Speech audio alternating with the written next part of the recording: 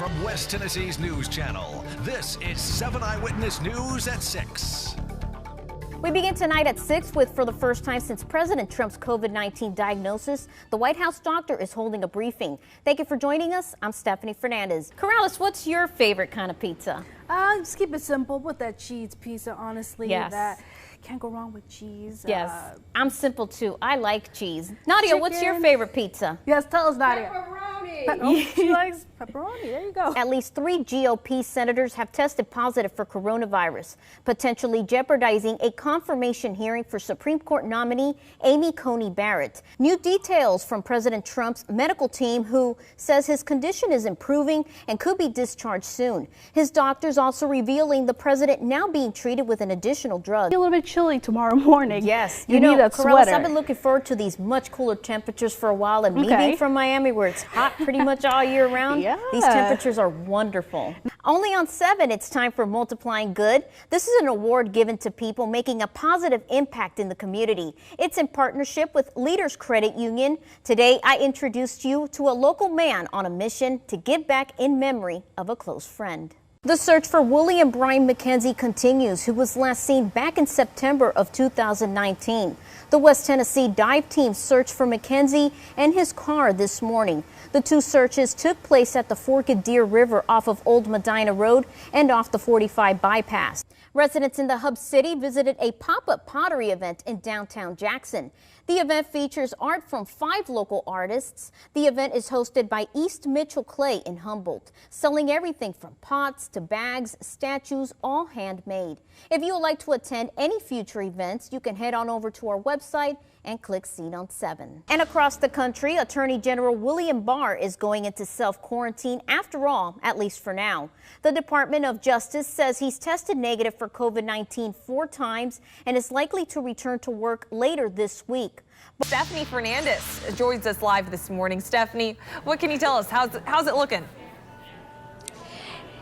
Yeah, Julia, believe it or not, some of the people I spoke to say they've been waiting outside since midnight. Yes, you heard me right, since midnight. I was told that this has been a tradition in the Hub City for over 30 years, but this year people were outside waiting in their cars. Typically, the lines are outside and they're long, but this year, due to COVID-19, they were waiting outside in their cars. So the Old Country Store opened up at 6 a.m. and will stay open until 2 p.m. So if you're looking to have a delicious breakfast, come on out to the Old Country Store. I mean, take a look at the Santa house, all the lights. I mean, it's just really festive out here, and some of the families I spoke to say they are just excited to be out here. I spoke to the organizer of the Santa house, and he tells me that there are COVID-19 precautions that are being taken place tonight to make sure that everyone is safe out here. That's right, Brad, Terry, everyone is in the Christmas spirit. I know I am. As you can see, everybody right here is at the Christmas in the Commons event that just started about an hour ago and will end in a few minutes.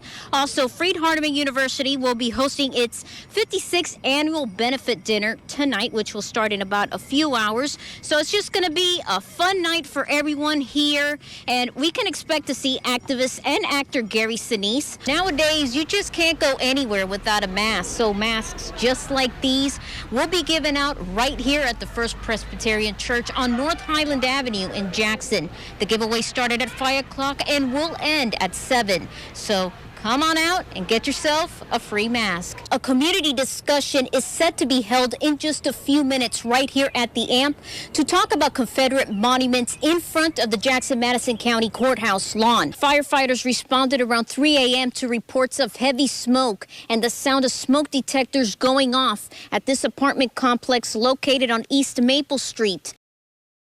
Right now, I am attending a community discussion that is being held right here at the AMP in downtown Jackson. So I'm going to go ahead, I'm going to flip the camera just to show you really quick. We gain wisdom and understanding. So as you can see, everybody is gathered outside on the lawn of the AMP, just listening to the discussion that is being held on the Confederate monuments in front of the Jackson-Madison County Courthouse lawn. A petition has been created to remove the statue from in front of the courthouse. Organizers say the statues have a history of racism. The fire started around 4 o'clock in the morning over the weekend, and as you can see, this is what's left of what used to be a repair shop. The West Tennessee community is coming together to let their voices be heard. And as you can see behind me, protesters are gathered in front of City Hall for a peaceful protest. The Jackson Police Department has confirmed that Cassie Taylor has been safely located. A post was made on social media that she had been kidnapped and held hostage. Shoppers in the columns are getting a jump start on their holiday shopping. The stores are packed and they say they're ready to get those unbeatable deals. A toddler locked in a cage at this Henry County trailer. It's hard to find something that will shock my conscience that says, oh my gosh, I've never seen this before. The toddler's mother, 42-year-old Heather Scarbo, was arrested along with the child's stepfather, 46-year-old T.J. Brown, and 82-year-old Charles Brown. The looks of the kennel, you could tell the child stays in there a lot. So we announced our presence and entered the trailer. As we entered the trailer, you could see a lot of things going on inside the trailer. Not only are they facing charges of child neglect, Henry County Sheriff deputies found more than 700 animals in and around their trailer, including dogs, snakes, mice, and chickens living in poor conditions. Thousands of cockroaches, maggots. Kitchen is unlivable. There's more. Investigation went on. We discovered the subject did have an outdoor marijuana grow there as well. We wound up seizing 127 marijuana plants. We also seized 17 guns from the premises as well. Investigators say the charges range from child abuse, animal abuse, weapons, and more. The truth is, we never really know what our neighbors next door are doing. And it's important that this serve as a warning and a reminder to everyone to keep an eye out. It's a Hub City family tradition. The Christmas Eve breakfast at the Old Country Store, but this year it looks a little different. We've had a little bit smaller crowds today with the coronavirus and everything, but still great heartwarming stories from guests coming in. This is what Christmas breakfast looked like last year, the line stretching out the door. And this is what it looked like this year with fewer people, some waiting on their food and some say even getting there at midnight. So we'll see how the day goes once the sun comes up. We opened around 6, and there was a lot of people coming in the door. We got them taken care of very quickly. So, but the Christmas spirit is here. This is the 36th year for the family meal. The restaurant served up the traditional Christmas breakfast: country ham, sausage, eggs, biscuits, pancakes, and much more. Shaw said his employees have put a lot of work and effort each year for the event. But this year does come with a somber note. It's the first Christmas Eve breakfast without Clark Shaw, Brooks' dad, who died a few weeks ago, and the man who made the Old Country Store what it is today. We know that his spirit's here with us in the day, and he would wish everybody a Merry Christmas. A little Christmas cheer served up with a biscuit on the side. Kerry Mallard was originally charged with sexual abuse last year, but he returned to court Friday on new charges. He was originally charged with one count of continuous sexual abuse of a minor. He made bond on that charge.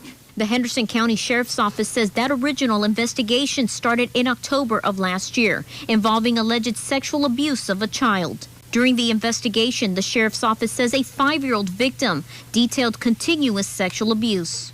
Initially, investigators say Mallard denied the allegations, but later admitted to some of the accusations, and he was charged with one count of continuous sexual abuse of a minor. Later, additional victims came forward, according to the Sheriff's Office. Because Mallard's home was considered a daycare, the investigation continued. Mallard was arrested on the sealed indictments on June 2nd and arraigned in circuit court at the Henderson County Criminal Justice Center on June 5th. We'll have court again. He will have an appearance date, and then they'll have another court date set after that for trial.